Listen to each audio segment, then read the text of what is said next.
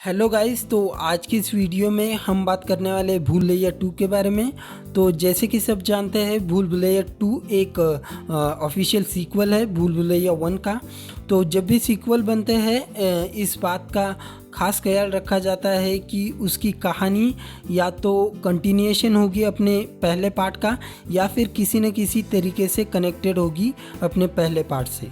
So I am sure कि आप भी ये एक्सपेक्ट कर रहे होंगे कि भूल भुलैया 2 किसी न किसी तरीके से पार्ट 1 से कनेक्टेड होगी, बट ऐसा बिल्कुल भी नहीं है। तो अगर आप प्लान कर रहे हैं भूल भुलैया 2 को देखने का और ये सोच रहे हैं कि भूल भुलैया 2 किसी तरीके से भूल भुलैया 1 से कनेक्टेड होगा, तो ऐसा बिल्कुल भी नहीं है। ऑलराइट, तो अब बात करते हैं स्टोरी लाइन के बारे में।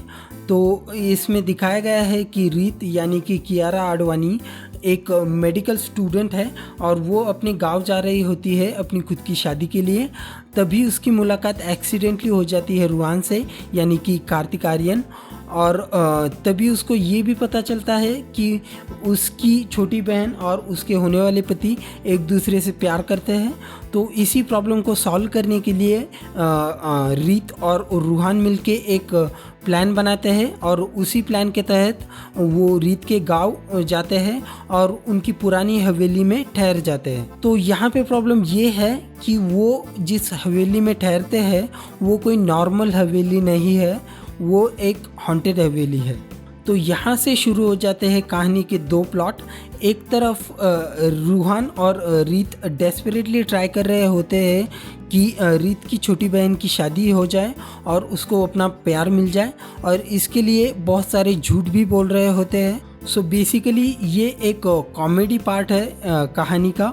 और दूसरी तरफ है वो हॉन्टेड हवेली, जिसकी कहानी ये है कि उसमें 18 सालों से एक आत्मा कैद है और वो फ्री होके अपना बदला लेना चाहती है। और ये बेसिकली कहानी का एक हॉरर एलिमेंट है। ओके, सो इस तरह से मूवी में दो प्लॉट्स है और उन दोनों को मर्ज करने की कोशिश की गई है। तो अब बात करते हैं कॉमेडी वाले प्लॉट के बारे में। तो कॉमेडी वाले प्लॉट को तो अकेले कार्तिक ने ही बहुत अच्छी तरीके से निभाने की कोशिश की है। साथ ही सपोर्टिंग रोल में राजपाल यादव और संजय मिश्रा भी है, लेकिन उनकी कॉमिक टाइमिंग इतनी अच्छी नहीं है। साथ ही वो कुछ ज़बरदस्ती वाली कॉमेडी की फीलिंग आती है। तो अब बात करते हैं हॉरर प्लॉट के बारे में। तो हॉरर एलिमेंट के नाम पे मूवी में 2 या 3 सीन मिलेंगे और उनकी भी उतनी क्वालिटी अच्छी नहीं है। इनफैक्ट जो रेगुलर हॉरर मूवीज़ देखते होंगे उन्हें तो ये कॉमेडी सीन्स लगेंगे। हॉरर एलिमेंट मूवी में तभी काम करता है जब ऑडियंस के दिल में उसका डर पैदा हो जाए। यहाँ पे तो भूत कभी तबला उड़ा रहा है तो कभी बच्चों को। तो ये बेसिकली कॉमेडी सीन्स लगते हैं और हॉरर एलिमेंट मूवी में मुझे तो कुछ दिखाई नहीं गया। किसी भी मूवी की बैकबोन होती है उसकी स्टोरी लाइन। तो यहाँ पे स्टोरी लाइन तो मुझे ठीक ठाक लगी और बहुत सारे ट्विस्ट और टर्न्स भी डाले गए हैं। बट जस्ट बिकॉज आपने बहुत सारे ट्विस्ट और टर्न्स डाल दिए गए हैं, इट डजेंट मीन कि स्टोरी अच्छी है। जितना ट्विस्ट और टर्न्स का होना ज़रूरी है उससे भी ज़्यादा ज़रूरी है कि उनमें सस्पेंस हो, ताकि जब ट्विस्ट आए तो ऑडियंस सरप्राइज हो। यहाँ पे ट्विस्ट और टर्न्स तो है लेकिन सस्पेंस नहीं है। तो सस्पेंस मिसिंग है तो सरप्राइज एलिमेंट भी नहीं है।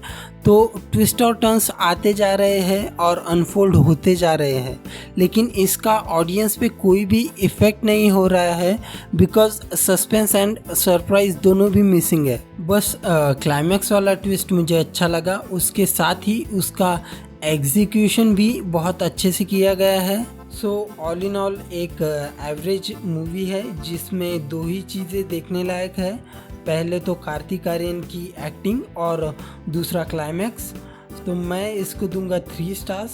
साथ ही अगर आप मूवी देखने जा रहे हैं तो एक सजेशन है, बहुत ज़्यादा एक्सपेक्टेशन मत रखिएगा, just go and enjoy in the moment. So this is it for this video. See you in the next one. Bye bye and take care.